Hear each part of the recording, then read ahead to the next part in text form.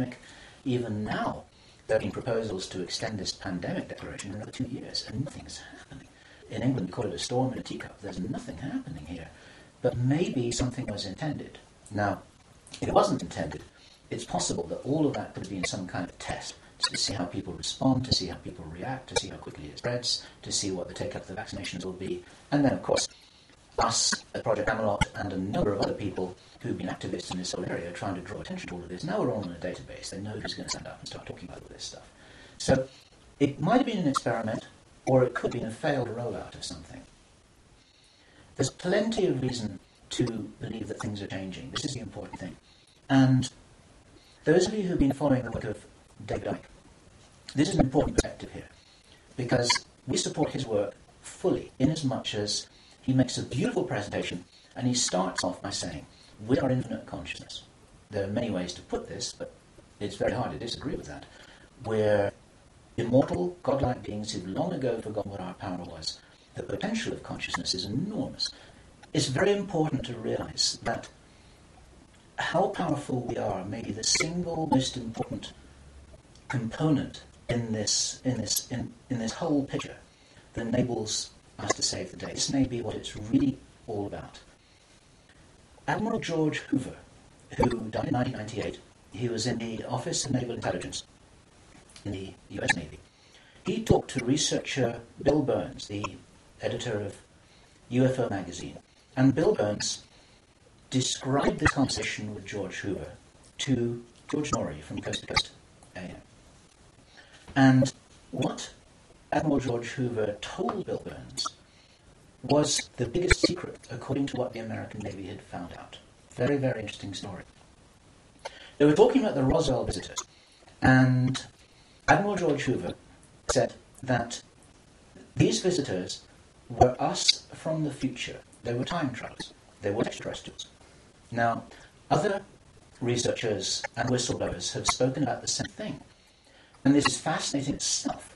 But what Admiral George Hoover said the biggest secret really was, it had to do with the abilities and the power of the consciousness of these travelers. Because they were us in the future, what the military authorities had found out was what humans are really capable of.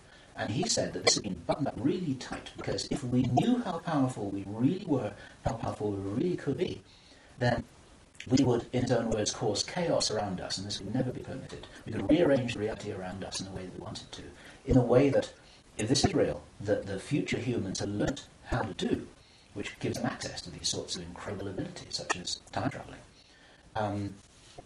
Phil Corso, in his book, The Day After Roswell, described in some detail how his understanding was that the way the craft works was they were like an amplification of the pilot's own consciousness. It was their consciousness, it was their ability to travel and bilocate that was amplified by the craft, and that actually all of these abilities are basically abilities connected with the consciousness of the beings themselves. And if they are us, this is the message for all of us here. We're being deliberately dumbed down. Our food is being poisoned. Our children are being lied to in the schools. We're being fed propaganda in the media. We're being forced into this tiny little box. We're being kept busy with game shows and ball games, and we are discouraged from really finding out what it is that is our heritage on this planet. Eric von Däniken has just published a book which is called History is Wrong. There's so much which we are denied.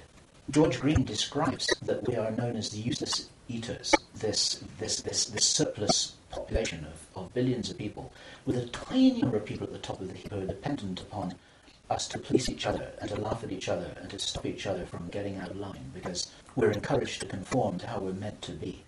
And so there's this straitjacket that there's the opportunity for us to break out of, and it's this straitjacket which has been deliberately put in place by these very people who've been creating this plan. Where this plan originates from, it's very interesting to speculate.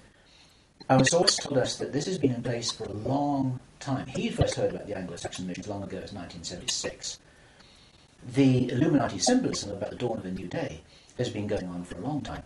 Many people think that this plan requires such a superhuman level of intelligence and strategic understanding, and is so ruthless and so cold that the logic suggests, and David Icke says this, Jordan Maxwell says this, we say this ourselves with full agreement, that this didn't come from a human source. People aren't capable of doing this against other people.